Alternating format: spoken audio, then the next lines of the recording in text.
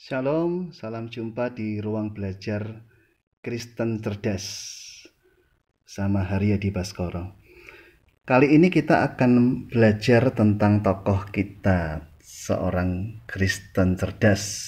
Tentu semua sudah kenal, siapa lagi kalau bukan Billy Graham, penginjil besar itu. Ini sosoknya, Billy Graham, dan ada banyak buku sebetulnya tentang Billy Graham ini. Jasa Sayam ini buku biografinya. Nanti kita akan belajar dari buku ini karena ini melihat sisi lain dari Billy Graham. Oke, sebelum lanjut, yuk coba lihat buku yang bagus ini tentang Billy Graham.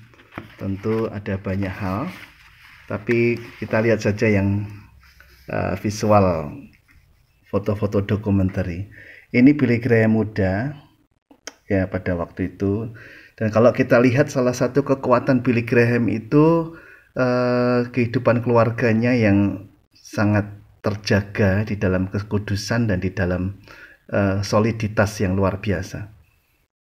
Billy Graham ini dalam beberapa kesaksian di dalam buku ini dikatakan bahwa dia sangat menjaga kesatuan itu. Salah satunya di dalam pelayanan dia menjaga relasi dengan lawan jenis, sehingga kalau ada pelayanan dengan lawan jenis ya menjaga selalu ada yang lain. Nah, ini rupanya sangat penting di dalam dunia pelayanan. Keluarga harus kuat dan juga relasi-relasi ini dibangun dengan sangat bagus. Ini keluarga Billy Graham. Ya, tentu dinamika dalam keluarga banyak. Ini anak-anaknya juga mengalami dinamika dalam hidup.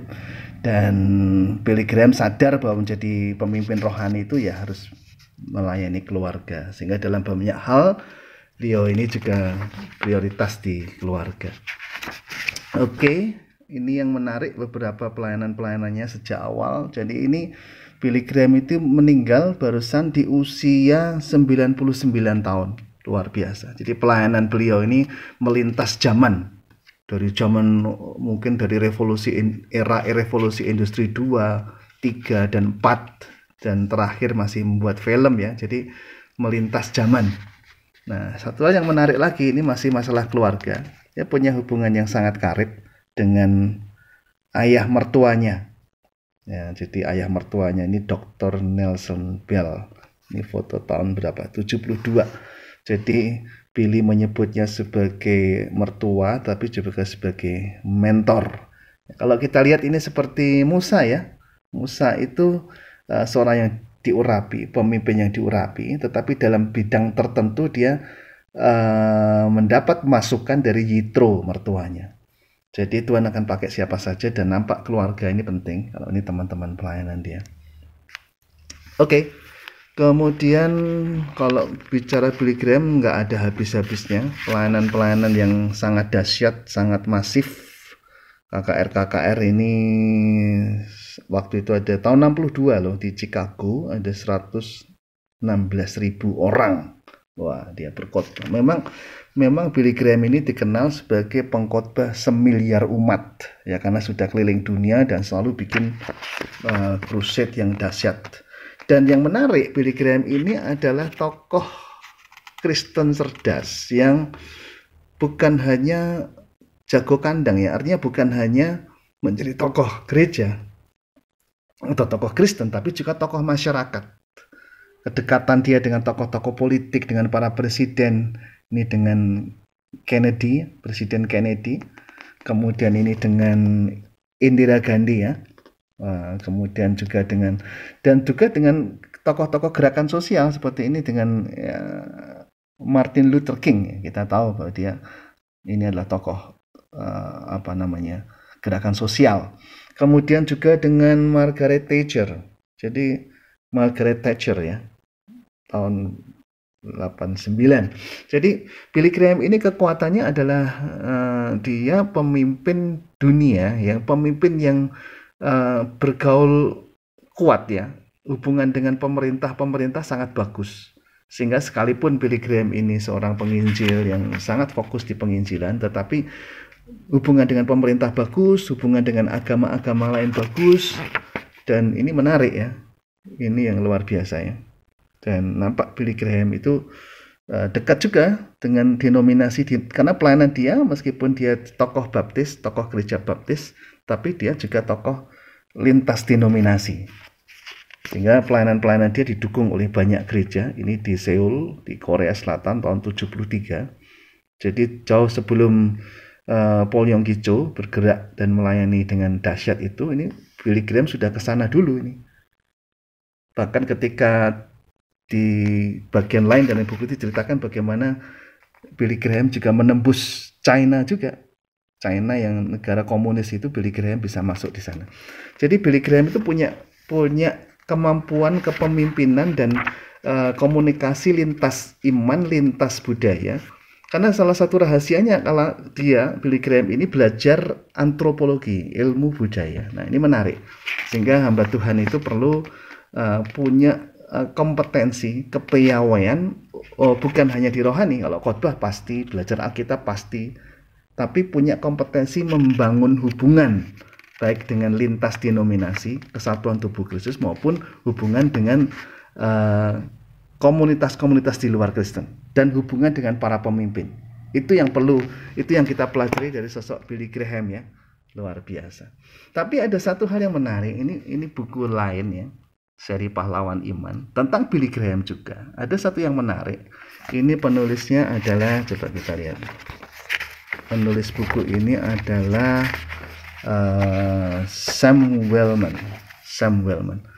Nah, buku ini banyak buku biografi tentang Billy Graham, tetapi buku yang satu ini, yang berjudul Billy Graham Penginjil Besar ini melaporkan sisi lain dari Billy Graham, bahwa ternyata di tengah kedahsyatan yang kita ceritakan dan kita tahu dari penginjil semiliar umat ini, Billy Graham itu ternyata punya pergumulan yang tidak ringan loh. Sangat tidak mudah menjalani hidup dia. Dia bukan orang yang everything is okay, semuanya serba beres sehingga dia melayani. Tidak. Dia melayani bukan dengan kelebihannya. Dia melayani bukan dengan kekuatannya. Di buku ini diceritakan bahwa Billy Graham itu melayani dengan kelemahan, kekurangannya, dan sakit penyakit yang terus mendera. Nah, ini menarik ini. Ini fakta yang mungkin jarang dibaca, karena kalau kita melihat biografi, kita melihat tokoh-tokoh itu biasanya kan kita melihat sisi positifnya, sisi hebatnya. Tapi coba ini, ada di halaman berapa ini? Di halaman 231 bukunya Sam Wellman itu ditulis. Nah, ini saya bacakan ya. Selama bertahun-tahun Billy telah berurusan dengan berbagai penyakit. Lalu ditulis di situ, didaftarkan batu ginjal, hernia, bisul, tumor, polip, hipertensi, radang paru-paru, masalah prostat, dan tulang rusuk yang patah. Ia pun tidak menyembunyikan keluhan-keluhannya. Nah, coba perhatikan. Ya, ternyata Billy Graham di tengah kedahsyatannya itu, dia seorang hamba Tuhan yang menjalani keberhasilan itu, meraih pencapaian-pencapaian dahsyat itu, bukan dengan kekuatannya, bukan dengan kelebihannya, tapi dengan kekurangannya. Lihat ini, ya, ada batu ginjal, prostat, masalah tulang rusuk yang patah, radang paru-paru. Wah, ini sederetan penyakit yang memang di dalam kisah ini istrinya Ruth itu cenderung menyembunyikannya, tidak sharing-sharing. Tapi Billy Graham ini, dia jujur orangnya. Dia cerita apa adanya. Oh, saya sedang punya masalah ini, saya punya masalah itu. Bahkan Billy sempat rekomendasi untuk berhenti berkhotbah. Tapi sampai akhir hayatnya dia tetap menyala-nyala di dalam Tuhan. Nah, ini yang menarik. Nah, kalau kita lihat, guys ya, saya pernah menemui fakta, ada seorang hamba Tuhan hebat di sebuah kota, yang ketika dia sakit, dia padahal di kota itu banyak rumah sakit yang bagus, tapi dia pergi ke luar negeri untuk berobat. Alasannya apa coba? Bukan karena supaya mendapatkan kesehatan dan perawatan kesehatan yang bagus, tapi supaya tidak ketahuan kalau dia sakit. Dia rupanya menyembunyikan itu dan takut, gengsi di hadapan jemaat, gengsi di hadapan banyak orang bahwa dirinya sakit. Tapi Billy Graham ini tidak. Dia bukan berarti lalu dia membanggakan, oh saya sakit, saya begini loh. Enggak, bukan juga mengeluh, saya sakit, saya begini. Enggak, bukan soal mengeluh, bukan soal bangga. Tapi soal jujur, soal apa adanya. Soal pengakuan bahwa Billy adalah orang yang biasa. Dia juga mengalami pembentukan Tuhan yang berupa sakit penyakit itu. Dan dia jujur, itulah kelebihan dia. Ya, kalau kita melihat Tuhan Yesus itu bukan pemimpin yang jaim. Ketika di Getsemani, Yesus berkata kepada para murid, aku mau mati rasanya. Dengan bahasa hari ini, aku mau stres ini sebetulnya. Itu para murid tidak paham, maka mereka tidur. Karena para murid juga nggak berpikir bahwa Yesus akan sestres itu. Kan Yesus kan dikenal dahsyat dan hebat. Khotbahnya, kesembuhan, mujizatnya. Jadi orang tidak percaya kalau Yesus itu bisa stres gitu loh. Tapi kita bisa melihat di dalam peristiwa di Getsemani itu. Yesus adalah bukan pemimpin yang jaim. Bukan pemimpin yang sombong. Bukan pemimpin yang menjaga citra diri. Bukan menjaga image gitu loh. Tapi dia rendah hati. Nah ini poin besar dari seorang Billy Graham. Itulah kunci berkat. Itulah kunci. Karena orang yang rendah hati dia akan ditinggikan. Orang yang direndahkan dia akan ditinggikan. Tapi ketika kita sombong, hamba Tuhan sombong, merasa sok dikultuskan, wah. Nah, kalau catatan saya ada beberapa hal ya. Catatan saya. Kenapa Billy Graham ini ternyata sakit-sakitan? Dan kenapa hamba Tuhan kadang diizinkan sakit? Ada beberapa poin. Yang pertama jelas, supaya kita tidak sombong. Supaya hamba Tuhan, apalagi makin hebat, makin dipakai Tuhan, kan makin sombong. Potensi sombong itu luar biasa. Makanya Tuhan izinkan kadang-kadang hamba Tuhan mengalami kelemahan, bahkan kejatuhan, termasuk sakit penyakit, supaya tidak sombong. Yang kedua, supaya tidak dikultuskan. Karena yang paling bahaya itu adalah ketika jemaat mengkultuskan, memuja dan memuji hamba Tuhan. Repotnya lagi adalah ketika hamba Tuhannya mengizinkan atau malah membuat sistem sehingga dia dikultuskan. Ini bahaya. Sebab apa? Tidak fokus kepada Kristus. Nah, kadang-kadang hamba Tuhan, bahkan kalau saya lihat kadang-kadang hamba Tuhan diizinkan jatuh supaya apa? Jemaat itu, orang Kristen itu tidak melihat hamba Tuhannya loh. Tidak memuja hamba Tuhannya, tapi fokus pada Kristus. Sebab Kristuslah teladan, Kristuslah pusat pujaan kita. Lalu prinsip pikul salib, bahwa yang namanya melayani Tuhan, itu ada salib. Dan bukan hanya salib, ini saya tambahkan, ada pembentukan Tuhan. Karena hamba Tuhan itu tetap murid di hadapan Tuhan, dibentuk sampai akhir hayat hamba Tuhan itu memikul salib. Jadi pelayanan itu, peristiwa Billy Graham ini dan kejadian Billy Graham tadi menunjukkan bahwa pelayanan itu adalah bayar harga. Jadi kadang orang berpikir gini, semangat pelayanan karena mikirnya berkat, lalu jadi terkenal, lalu wah ini. Seorang Billy Graham dia nggak memikirkan itu. Nah bagaimana dia memikirkan itu kalau prostatnya sakit, kalau rusuknya patah, dia udah nggak memikirkan panggung. Dia bukan orang yang mencari panggung, fokusnya jiwa-jiwa. Karena dia kalau dipikir dengan sakit-sakitnya seperti itu, wah dia lebih banyak memikirkan sakitnya sebetulnya. Tapi itu memurnikan dia. Bahwa melayani Tuhan itu harus juga fokus pada Yesus. Bukan bangga atas prestasi pelayanan dan berapa besar jiwa-jiwa yang dimenangkan, lalu berapa megah gereja yang dibangun, bukan itu. Bahwa pelayanan itu memikul salib. Makanya Rasul Paulus sendiri kan juga cerita. Dia daftarkan, sama seperti ini buku ini bagus. Karena biografi itu mesti jujur ya.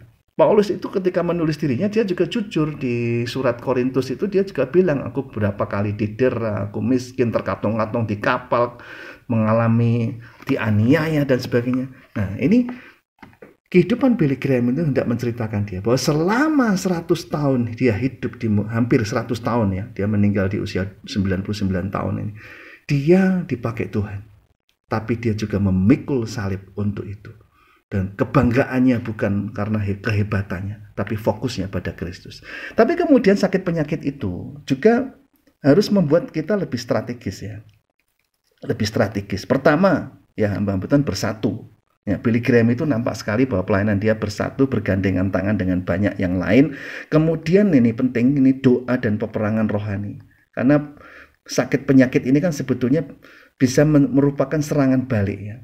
Kita bisa melihat bagaimana Billy Graham itu memenangkan banyak jiwa. Hal itu berarti apa? Hal itu berarti dia sudah menggocoh, menghancurkan pekerjaan iblis. Nah tentu iblis nggak suka. Maka iblis menyerang balik. Sakit penyakitnya ini, nah sayangnya ini belum banyak buku-buku yang meneliti tentang serangan balik iblis terhadap hamba Tuhan. Tapi yang jelas kalau kita lihat di dalam Rasul Paulus, ketika Paulus memenangkan perempuan petenung itu di Kisah Rasul 16, kemudian dia dijebloskan dalam penjara, itu bentuk serangan balik dari iblis. Nah, ini harus kita waspadai, sehingga hamba Tuhan ini mesti ditambahkan kehidupan doa dan peperangan rohani penting.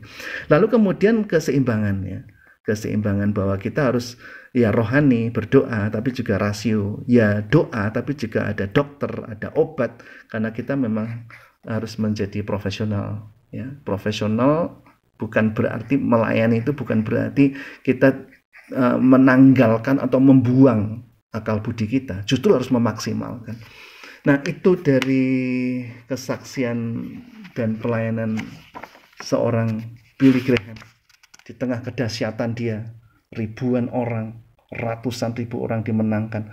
Ternyata Billy Graham adalah seorang yang membayar harga yang mahal dengan berjuang melawan sakit penyakit, hidup di dalam penderitaan iman, hidup di dalam kesucian.